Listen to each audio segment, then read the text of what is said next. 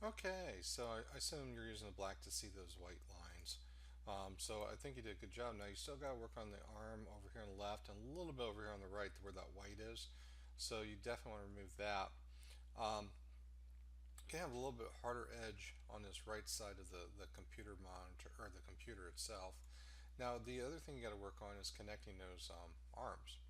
Now when you do something like that, I would suggest using like maybe a liquify command. So if I go to layer 2, I go up to filter liquify. Um, I use the pucker. There's a pucker tool. What I do is I'm puckering that area so it brings it down so that area is not wide, it becomes smaller. And so liquify is really cool because you can take your warp tool and you can bend this to create different looks, and so forth. And so then what this does is it kind of goes down, and what we're trying to do, and if I don't get it exactly, I'll probably have to move this above. You really want it where you want it probably. And I notice there's some extra white in those wires. You really want to remove those white too. Um, so let's move that hand. I'm going to move it down.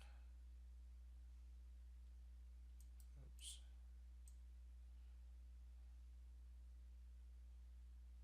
I'll put it right. No. Oh, did it move?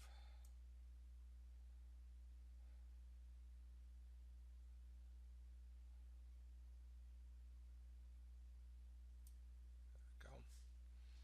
And then what I'm going to do, see how that's behind it. Then I probably will just rotate this a little bit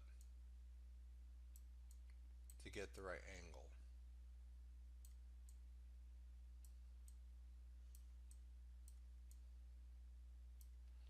So it's converging into that one area.